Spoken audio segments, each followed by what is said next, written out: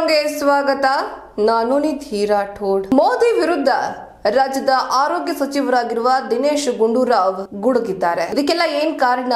ನಿರ್ಮಲಾ ಸೀತಾರಾಮನ್ ರವರ ಹೇಳಿಕೆಗಳು. ನಿರ್ಮಲಾ ಸೀತಾರಾಮನ್ ರವರು ಕಾಂಗ್ರೆಸ್ ಜನರ ಟ್ಯಾಕ್ಸ್ ದುಡ್ಡಲ್ಲಿ ಅಥವಾ ಜನರ ಪರಿಶ್ರಮದ ತೆರಿಗೆ ದುಡ್ಡಲ್ಲಿ ಜಾಹೀರಾತನ್ನ ಕೊಡ್ತಾ ಇದೆ ಅಂತ ಹೇಳಿದ್ರು. ಇದಕ್ಕೆ ಪ್ರತಿಯಾಗಿ ತಿರುಗೇಟನ್ನ ನೀಡಿದಂತಹ ದಿನೇಶ್ ಗುಂಡೂರಾವ್ ರವರು ಟ್ವಿಟರ್ ನಲ್ಲಿ ಸರಣಿ ಟ್ವೀಟ್ ಮಾಡೋ ಮೂಲಕ ಒಂದಿಷ್ಟು ಪ್ರಶ್ನೆಗಳನ್ನ ನಿರ್ಮಲಾ ಸೀತಾರಾಮನ್ ಅವರ ಮುಂದಿಟ್ಟಿದ್ದಾರೆ. ಮೋದಿಜಿ ಅವರು ಕೊಡ್ತಾ ಇದಾರಲ್ಲ ಜಾಹೀರಾತುಗಳನ್ನ, ಇದಕ್ಕೆ ಸಾವಿರಾರು ಕೋಟಿಗಳಷ್ಟು ಖರ್ಚುಗಳನ್ನ ಮಾಡ್ತಾ ಇದಾರಲ್ಲ, ಇದೇನು ಅವರು ಪಿತ್ರಾರ್ಜಿತ ಆಸ್ತಿಯಿಂದ ತಗೊಂಡ್ ಬಂದು ಮಾಡ್ತಾ ಇರೋದಾ ಅಂತ ಪ್ರಶ್ನೆಯನ್ನ ಮಾಡಿದ್ದಾರೆ. ಇದೇ ರೀತಿ ಖಾರವಾಗಿ ಸಿಕ್ಕಾಪಟ್ಟೆ ಕ್ವಶನ್ಸ್ ಗಳನ್ನ ನಿರ್ಮಲಾ ಸೀತಾರಾಮನ್ ರವರ ಮುಂದಿಟ್ಟಿದ್ದಾರೆ. ಬನ್ನಿ ಹಾಗಾದ್ರೆ ಏನಿದಾವೆ ಆ ಪ್ರಶ್ನೆಗಳಲ್ಲಿ, ಇದಕ್ಕೆ ಉತ್ತರ ಕೊಡೋದಕ್ಕೆ ಬಿಜೆಪಿಗರಿಗೆ ಅಥವಾ ಮೋದಿಗೆ ಸಾಧ್ಯವಾಗುತ್ತಾ? ಕನ್ನಡಿಗರ ಶ್ರಮದ ತೆರಿಗೆ ಹಣದಲ್ಲಿ ಕಾಂಗ್ರೆಸ್ ಜಾಹೀರಾತು ನೀಡುತ್ತಿದೆ ಎಂದು ಆರೋಪಿಸಿದ ಕೇಂದ್ರ ಸಚಿವೆ ನಿರ್ಮಲಾ ಸೀತಾರಾಮನ್ ರವರಿಗೆ ಆರೋಗ್ಯ ಸಚಿವ ದಿನೇಶ್ ಗುಂಡೂರಾವ್ ರವರು ಸರಣಿ ಟ್ವೀಟ್ ಗಳ ಮೂಲಕ ಕೆಲವೊಂದಿಷ್ಟು ಪ್ರಶ್ನೆಗಳನ್ನ ಇಟ್ಟಿದ್ದಾರೆ.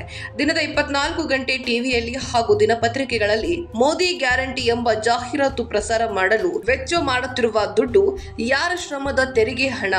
ಮೋದಿ ಅವರು ಈಗಾಗಲೇ ಅವರ ಪಿತ್ರಾರ್ಜಿತ ಆಸ್ತಿಯಿಂದ ಜಾಹೀರಾತುಗಳಿಗೆ ದುಡ್ಡು ನೀಡ್ತಾ ಇದ್ದಾರಾ ಎಂದು ಪ್ರಶ್ನೆ ಮಾಡಿದ್ದಾರೆ. ಮೋದಿ ಅವರು ಮೋದಿ ಗ್ಯಾರಂಟಿ ಎಂಬ ಜಾಹೀರಾತಿಗೆ ಸಾವಿರಾರು ಕೋಟಿ ರೂಪಾಯಿ ಖರ್ಚನ್ನ ಮಾಡುತ್ತಿರುವ ಹಣ ಅವರ ಶ್ರಮದ ತೆರಿಗೆ ಹಣ ಅಲ್ಲವೇ ಎಂದು ಅವರು ಎಕ್ಸ್ ನಲ್ಲಿ ಪೋಸ್ಟ್ ಮಾಡಿದ್ದಾರೆ. ದೇಶದ ಹಣಕಾಸು ಸ್ಥಿತಿಯ ಬಗ್ಗೆ ಲೋಕಸಭೆಯಲ್ಲಿ ಶ್ವೇತಪತ್ರ ಮಂಡಿಸಿರುವ ನಿರ್ಮಲಾದವರೇ, ಮೋದಿ ಸರ್ಕಾರ ಕೇವಲ ಜಾಹೀರಾತುಗಳಿಗಾಗಿಯೇ ಸಾವಿರಾರು ಕೋಟಿ ರೂಪಾಯಿ ಖರ್ಚು ಮಾಡುತ್ತಿರುವ ಬಗ್ಗೆ ಶ್ವೇತಪತ್ರದಲ್ಲಿ ಯಾಕೆ ಉಲ್ಲೇಖವಾಗಿಲ್ಲ?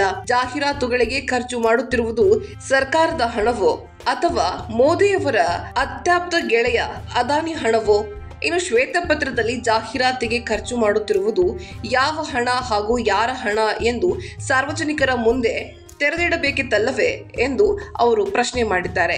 ಯಾವುದೇ ಚಾನೆಲ್ ತಿರುಗಿಸಿದ್ರೂ ಕೂಡ ಒಂದಲ್ಲ ಒಂದು ಚಾನೆಲ್ನಲ್ಲಿ ಮೋದಿ ಗ್ಯಾರಂಟಿ ಹೆಸರಿನ ಜಾಹೀರಾತು ನಿರಂತರವಾಗಿ ಪ್ರಸಾರವಾಗುತ್ತಲೇ ಇರುತ್ತದೆ. ಪ್ರತಿನಿತ್ಯ ದಿನಪತ್ರಿಕೆಗಳಲ್ಲಿ ಮೋದಿ ಗ್ಯಾರಂಟಿ ಜಾಹೀರಾತುಗಾಗಿ ಪುಟ ಸೀಮಿತವಾಗಿದೆ. ಇನ್ನು ಕೇವಲ ಜಾಹೀರಾತಿಗಾಗಿ ಎಷ್ಟೊಂದು ಹಣ ಖರ್ಚು ಮಾಡುವ ಅಗತ್ಯ ಇದೆಯಾ?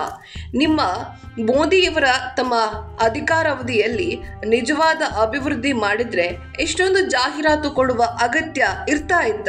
ಅಧಿಕಾರದ ಅವಧಿಯಲ್ಲಿ ಕೇವಲ ಭಾಷಣದ ತೌಡು ಕೊಟ್ಟಿ ಈಗ ಜಾಹೀರಾತಿಗಾಗಿ ಸಾವಿರಾರು ಕೋಟಿ ರೂಪಾಯಿ ಸಾರ್ವಜನಿಕರ ಹಣ ದುರುಪಯೋಗ ಮಾಡಿಕೊಳ್ಳುವುದು ಸಾಧನೆಯೇ ಎಂದು ಅವರು ಆಕ್ರೋಶ ಹೊರಹಾಕಿದ್ದಾರೆ.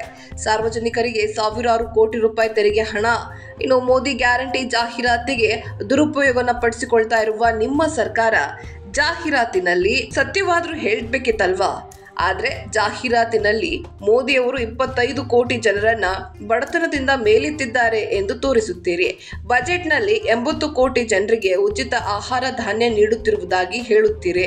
25 ಕೋಟಿ ಜನರನ್ನ ಬಡತನದಿಂದ ಮೇಲೆತ್ತಿದ ಮೇಲೆ 80 ಕೋಟಿ ಜನರಿಗೆ ಉಚಿತ ಆಹಾರ ಧಾನ್ಯ ಕೊಡುವ ಪರಿಸ್ಥಿತಿ ಯಾಕಿದೆ? ಇನ್ನು ನಿಮ್ಮ ಮೋದಿ ಗ್ಯಾರಂಟಿ ಎಂಬ ಜಾಹೀರಾತು ಎಂತಹ ಸುಳ್ಳಿನ ಮೂಟೆ ಎಂದು ಇದರಲ್ಲಿ ತಿಳಿಯುತ್ತದೆ ಅಲ್ವೇ ಎಂದು ಅವರು ವ್ಯಂಗ್ಯ ಮಾಡಿದ್ದಾರೆ. ಲೋಕಸಭೆಯಲ್ಲಿ ಶ್ವೇತಪತ್ರವನ್ನ ಯುಪಿಎ ಅವಧಿಯ ಆಡಳಿತವನ್ನ ಟೀಕಿಸಲು ಬಳಸ್ತಾ ಇದ್ದೀರಿ.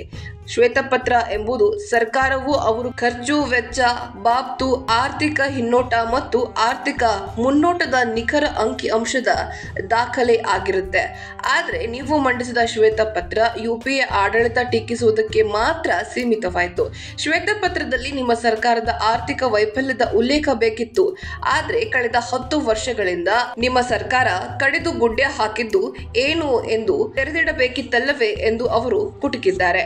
2014ರವರೆಗೆ ದೇಶದ ಸಾಲ 54 ಲಕ್ಷ ಕೋಟಿ ರೂಪಾಯಿ ಇತ್ತು. ಆದ್ರೆ ನೀವು ಮತ್ತು ಕೆಲವು ಅಂಧ ಭಕ್ತರ ಪಾಲಿನ ಅವತಾರ ಪುರುಷ ಮೋದಿಯವರ ಕೇವಲ 10 ವರ್ಷದಲ್ಲಿ ದೇಶದ ಸಾಲವನ್ನ 171 ಲಕ್ಷ ಕೋಟಿ ರೂಪಾಯಿಗಳಿಗೆ ಗಡಿ ದಾಟಿಸಿದ್ದಾರೆ. ಮೋದಿ ಆಡಳಿತದಲ್ಲಿ ದೇಶದ ಸಾಲ ದಾಖಲೆಯ 211% ಏರಿಕೆಯಾಗಿದೆ.